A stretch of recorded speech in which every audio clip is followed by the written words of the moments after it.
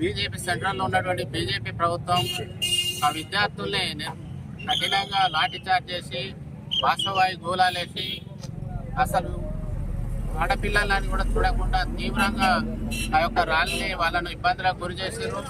ఆ యొక్క శాంతియుత ర్యాలీకి సపోర్టుగా వెళ్ళినటువంటి ప్రతిపక్ష నేత మా రాహుల్ గాంధీ గారిని కూడా అక్రమ అరెస్ట్ చేశారు. ప్రియాంక గాంధీ గారిని కూడా అక్రమ అరెస్ట్ చేశారు. ముఖ్యంగా ఈ చేతగాని బీజేపీ మోడీ ప్రభుత్వం ఎన్నో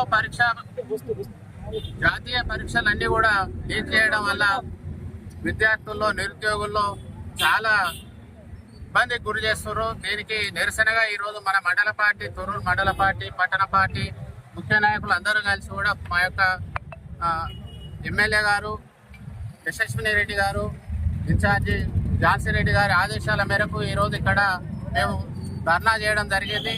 ముఖ్యంగా ఈ మోడీ ప్రభుత్వం దిగిపోవాలి. అప్పుడే ఈ విద్యాశాఖ మంత్రి ధర్మేంద్ర ప్రధాన్ కూడా అర్జెంటుగా ఫస్ట్ రాజీనామా చేయాలి. ఒకవేళ ఆయన రాజీనామా చేయకపోతే మోడీ బర్తరఫ్ చేసి ఆయన తీసేయాలి తప్ప ఈ విధంగా విద్యార్థుల్ని ఇబ్బంది పెట్టేటువంటి ఈ సెంట్రల్ గవర్నమెంట్ ప్రభుత్వం, ఈ మోడీ బీజేపీ పాలన ఈ దేశం నుంచి పోతేనే ఈ దేశానికి పట్టిన విద్యార్థులకు, నిరుద్యోగులకు అందరికి కూడా ఈరోజు తీవ్ర అసంతృప్తి వస్తుంది. కాబట్టి వాళ్ళు దీన్ని అణచివేయాలని చూస్తే మాత్రం కాంగ్రెస్ పార్టీ పక్షాన మేము తీవ్రంగా ప్రతిఘటిస్తాం. దీనికి ప్రధాన కారణం నరేంద్ర మోడీ, ఆయన మంత్రులుగా ఉన్నటువంటి అమిత్ షా ఫస్ట్ దీనికి సమాధానం చెప్పాలి.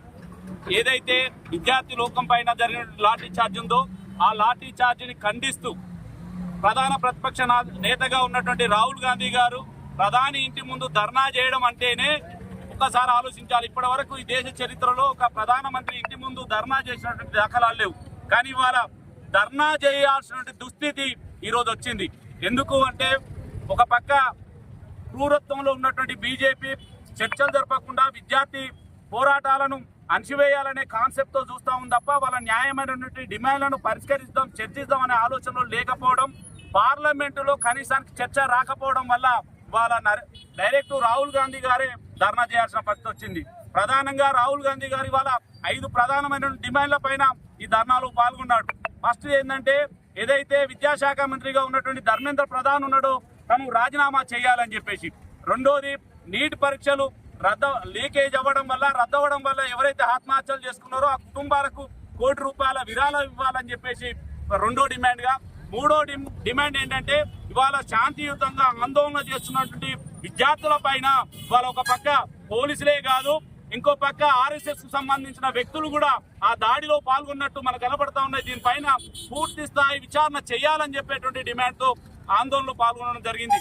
దాంతో పాటు నీటికి సంబంధించిన దానిపైన పార్లమెంట్ లో చర్చించాలి అని చెప్పేసి పెట్టారు.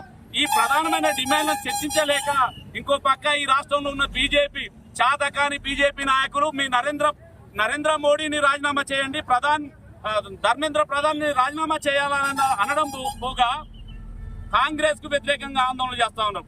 సిగ్గు లేకుండా ఇవాళ ఏదైతే బీజేపీ నిస్సిగ్గుగా ఇలాంటి చర్యలు చేస్తుందో దాన్ని కాంగ్రెస్ పార్టీ తీవ్రంగా ఖండిస్తా ఉంది.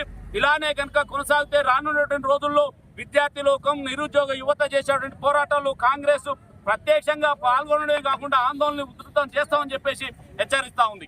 మరి ఒక మహిళని చూడకుండా ప్రియాంక గాంధీ గారి కూడా అక్రమ అరెస్టులను ఇంతపరంగా ఇబ్బంది పెడుతూ అక్రమ అరెస్టులను మేము కూడా ఖండిస్తూ గత ప్రభుత్వం, ఎందుకంటే మోడీ ప్రభుత్వంలో ఒక పేదల మన ప్రజలకు, మన విద్యార్థులకు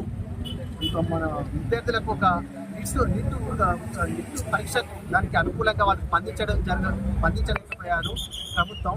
ఇలాంటి ఏంటంటే పోలీసు వాళ్ళు కూడా మన ఒక విద్యార్థులకు ఎదురు వాళ్ళు కూడా ఇబ్బందులు పెట్టడం జరుగుతుంది. దీనికి ఏమున్నా మేము రాహుల్ గాంధీ గారి వెంట అందరం బీజేపీ ప్రభుత్వాన్ని ఖండిస్తున్నాం.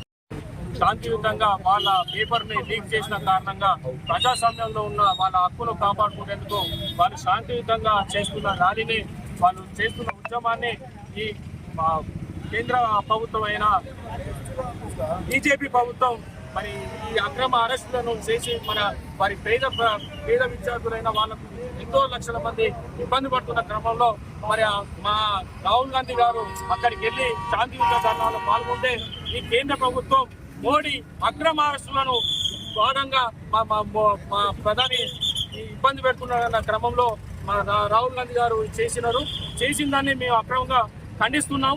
ఈ ధర్నాలో పాల్గొన్నాం.